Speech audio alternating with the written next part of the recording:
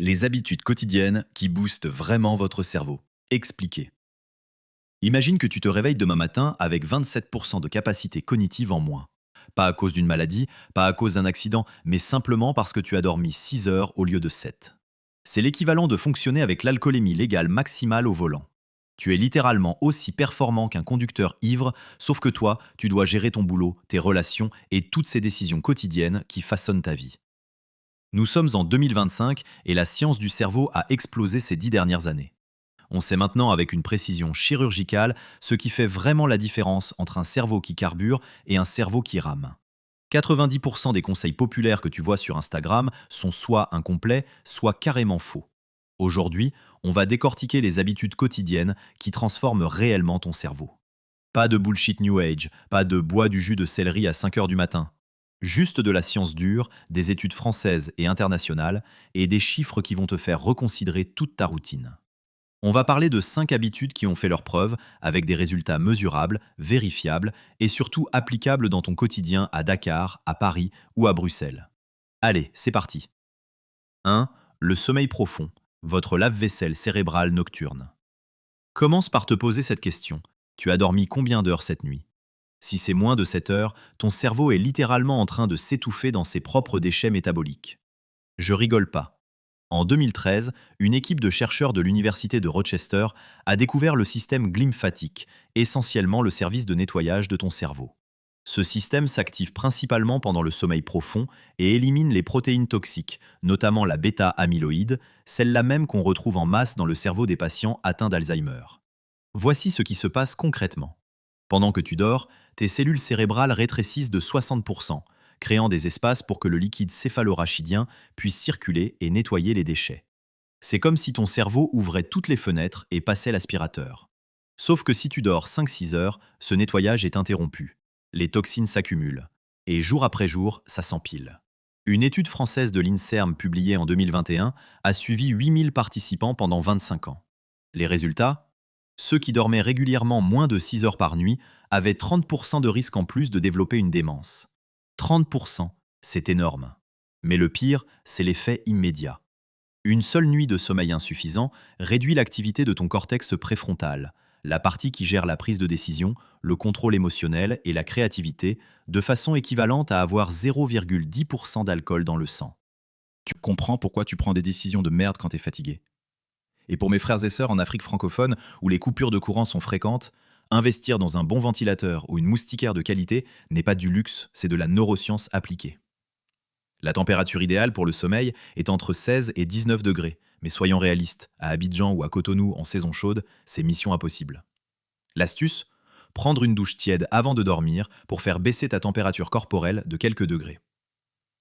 2. L'exercice physique, le miracle gros pour neurones. Tu vas voir ton pote à la salle qui soulève de la fonte comme un possédé, et tu te dis ouais, lui, il veut juste des biceps. Non. Il est en train de se construire un cerveau de génie sans même le savoir. L'exercice physique produit une protéine appelée BDNF, Brain Derived Neurotrophic Factor. Oui, c'est chiant comme nom. Le BDNF, c'est littéralement de l'engrais pour tes neurones.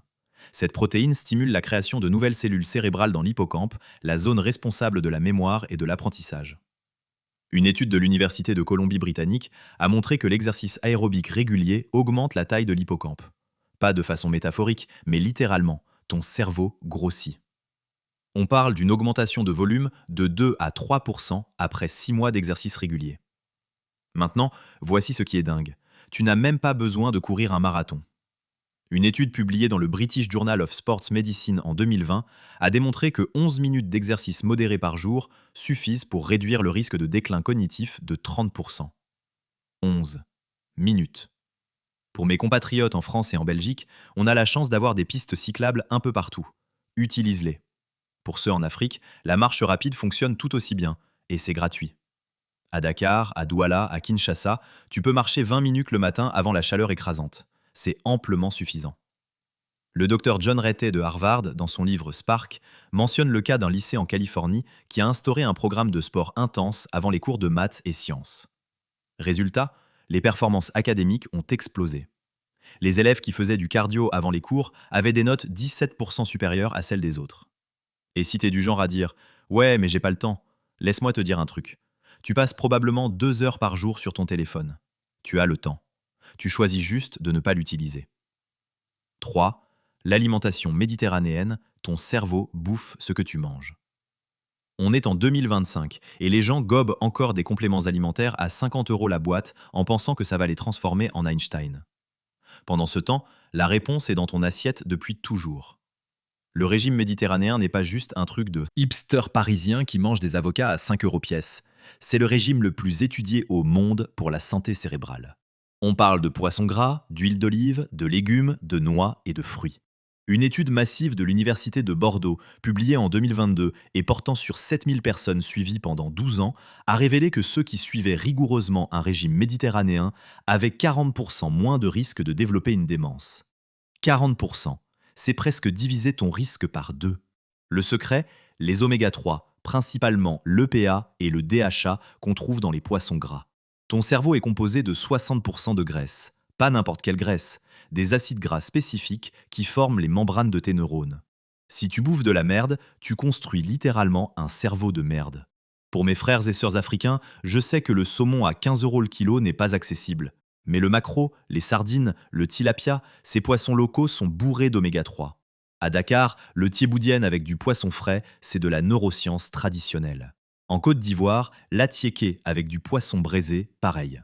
L'huile d'olive est chère en Afrique? L'huile de palme rouge non raffinée, celle qui est vraiment rouge, pas l'industrielle, est riche en vitamine E et en antioxydants. Les noix de cajou produites en Côte d'Ivoire ou au Bénin sont parfaites. Une étude récente du Journal of Alzheimer's Disease a montré que les personnes qui consommaient des noix régulièrement, environ 30 grammes par jour, avaient des scores cognitifs équivalents à être 2 ans plus jeunes cognitivement. Et là, j'entends déjà quelqu'un dire « Ouais, mais le sucre, c'est bon pour le cerveau, non ?» Techniquement, oui, ton cerveau consomme du glucose. Mais le bombarder de sucre raffiné, c'est comme arroser une plante avec du Red Bull. Ça marche sur le moment, puis tout crève. 4. L'apprentissage continu. Utilisez-le ou perdez-le. Tu connais ce vieux mythe qu'on n'utilise que 10% de notre cerveau? C'est des conneries totales. Mais voici une vérité qui fait mal. Si tu ne stimules pas activement ton cerveau, il se dégrade. C'est la loi du use it or lose it. La neuroplasticité, c'est la capacité de ton cerveau à former de nouvelles connexions tout au long de ta vie. Pendant longtemps, on pensait que le cerveau adulte était figé. On sait maintenant que c'est faux. Tu peux créer de nouveaux neurones et de nouvelles connexions jusqu'à ta mort, mais seulement si tu stimules ton cerveau. Une étude de l'Université de Genève en 2019 a montré que apprendre une nouvelle langue après 50 ans augmentait la densité de matière grise dans plusieurs régions du cerveau.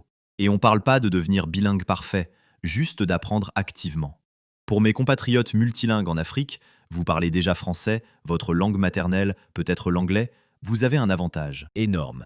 Une recherche de l'Université d'Édimbourg a démontré que les personnes bilingues développaient des symptômes de démence en moyenne 4,5 ans plus tard que les monolingues. Mais l'apprentissage ne se limite pas aux langues. Apprendre à jouer d'un instrument de musique, à coder, à danser, à cuisiner de nouveaux plats, tout ça construit des autoroutes neuronales. Le neurologue français Olivier Houdet explique que le cerveau fonctionne comme un muscle. Plus tu le challenges avec de nouvelles tâches complexes, plus il devient performant. Mais attention, pas n'importe quelle tâche. Scroller sur TikTok pendant 3 heures ne compte pas. Il faut que ce soit activement engageant. Tu veux un exemple concret ? En 2018, une étude allemande a pris des retraités et leur a fait apprendre la jonglerie pendant 3 mois.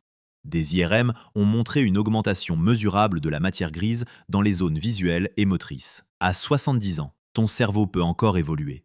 Le message est simple, arrête de regarder passivement Netflix tous les soirs. Lis un bouquin, apprends quelque chose, challenge-toi. Ton cerveau de 2045 te remerciera. 5. La méditation et la gestion du stress. Le bouton reset de ton cerveau.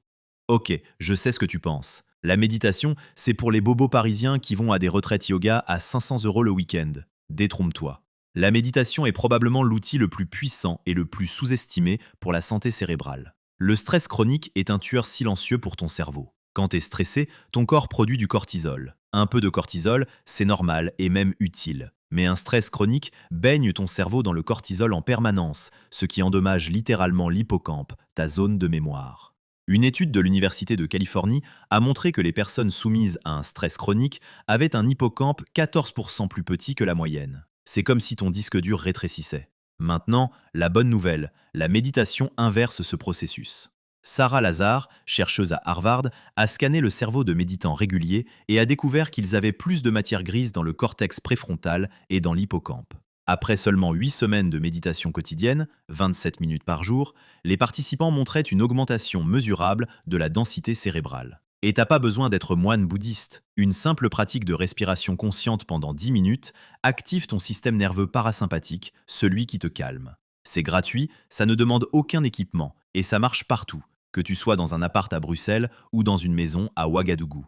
Pour mes compatriotes africains, beaucoup de pratiques traditionnelles intègrent déjà ces éléments. La prière consciente, les moments de contemplation, les rituels qui demandent de la présence. C'est la même neurobiologie. Une étude française de 2021 a même montré que la méditation réduisait l'inflammation dans le corps, et l'inflammation chronique est liée à presque toutes les maladies du cerveau, de l'Alzheimer à la dépression. Le docteur John Kabat-Zinn, créateur du programme de réduction du stress basé sur la pleine conscience, MBSR, a travaillé avec des milliers de patients. Son constat? Même les sceptiques les plus endurcis voient des résultats mesurables après quelques semaines de pratique régulière. Voilà, on a couvert les 5 habitudes qui transforment réellement ton cerveau. Pas de magie, pas de pilule miracle à 100 balles, juste du sommeil de qualité, de l'exercice régulier, une alimentation qui nourrit vraiment ton cerveau, un apprentissage continu et la gestion de ton stress. La vraie question maintenant, c'est qu'est-ce que tu vas faire de ces infos?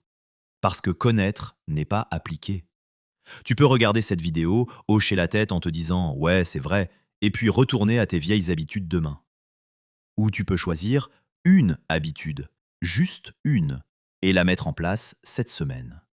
Commence petit, vise 7 heures de sommeil, ou marche 15 minutes demain matin, ou mange du poisson 2 fois cette semaine, ou apprends 10 mots dans une nouvelle langue, ou respire consciemment pendant 5 minutes avant de dormir.